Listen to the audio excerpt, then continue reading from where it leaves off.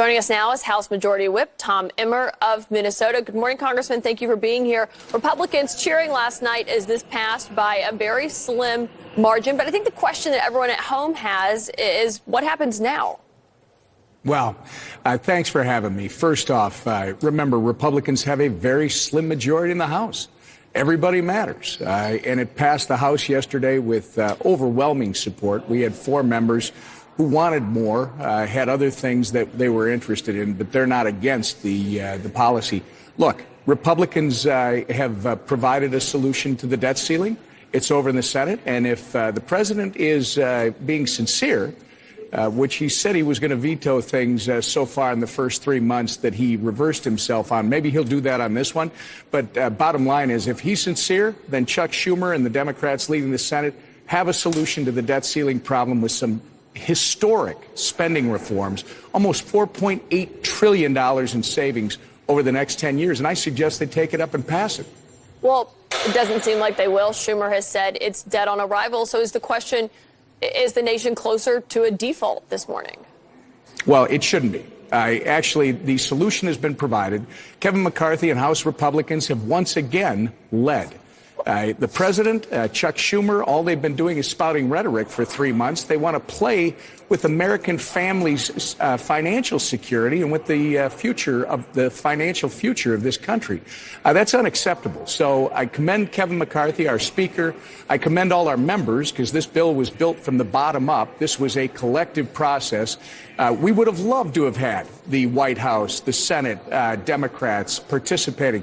But they've chosen to play with our financial future for political reasons rather than get to the table and work it out. So guess what? Solution is over in the Senate. If you don't want to negotiate or you don't like it, then you should come to the table. If you're not going to come to the table, pass it. Well, Congressman, I'm sure you also would have loved to have those 4 Republican holdouts vote for this, but you saw they did not. We saw them vote against it yesterday with the Democrats. You have a very difficult job, which is navigating the Republicans. You're the whip for Republicans in the House. You have to make sure all the votes are there. Was there ever a moment when you thought this may not get passed?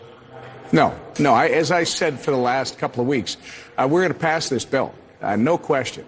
And again, you've got all kinds of perspectives, all kinds of personalities. I think it's a testament to Speaker McCarthy's leadership and our membership that they recognize what the challenges are for this country and for American families.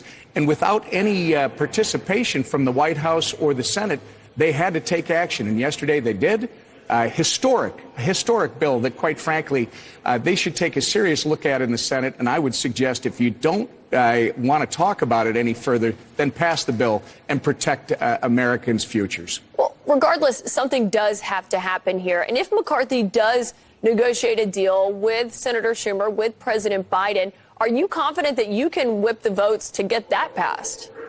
Well, you got to see, first off, the solution is there. It's already over in the Senate.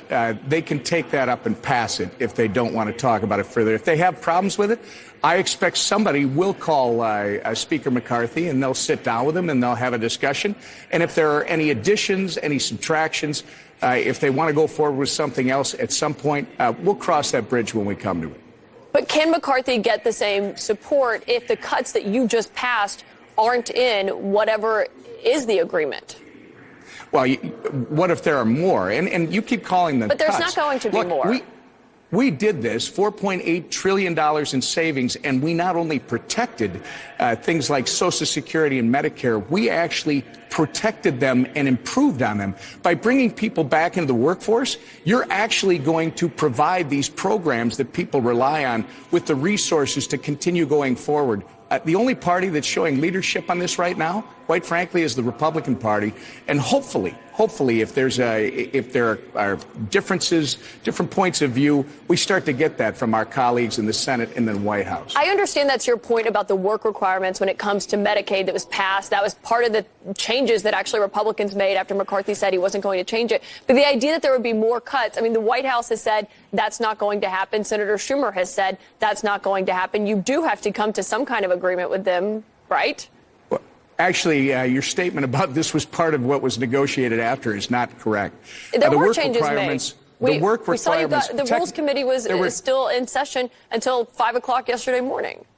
There were two technical changes that were made. Essentially, what you've got that came to the floor yesterday was the original bill.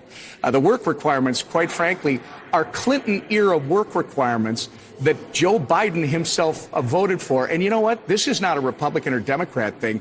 All this is encouraging able-bodied, working-aged adults without dependents to get back into the workforce. And if you travel this country, you know we have a crisis when it comes to finding workers on Main Street all across this country.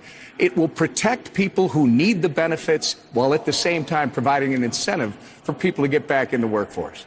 I understand that's your position. I do want to ask you before you go about something you tweeted. You said, don't let Democrats fool you. There is no such thing as a clean debt limit increase. But repeatedly, when I covered President Trump when he was in office, we saw Republicans vote to raise it without any conditions.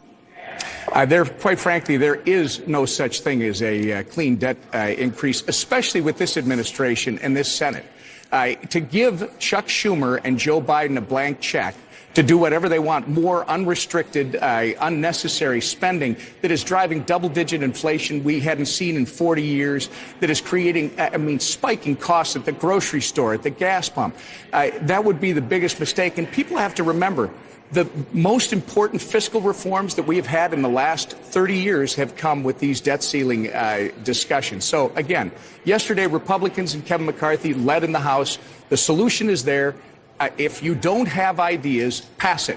Protect the American people in this country's financial future. If you don't like something in it, please call our speaker, sit down with him and start talking about it. So when you say there's no such thing as a clean debt ceiling increase, you're saying it's not a practical outcome here, but not that it doesn't exist, because Republicans did repeatedly do that under Trump. You were there.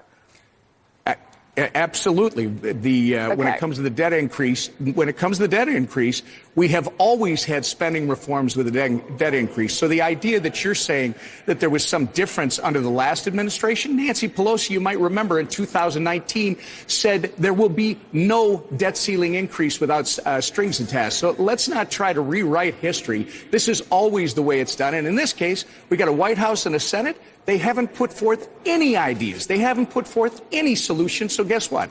Kevin McCarthy and House Republicans did that yesterday. If you don't have any solutions, let's all protect America's future and keep the Americans we represent in mind. Pass the bill. If you don't like something in it, call our speaker, come on over, have a discussion with him, and let's see what we can do. Yeah, I'm not saying it hasn't happened before. I'm saying that Republicans have passed it before in this situation. Of course, a lot of questions about where this goes from here. And if President Biden does call Speaker McCarthy or vice versa, we'll see what happens. Tom Emmer, thank you so much. You're the whip. I appreciate you being here this morning. Thanks for having me.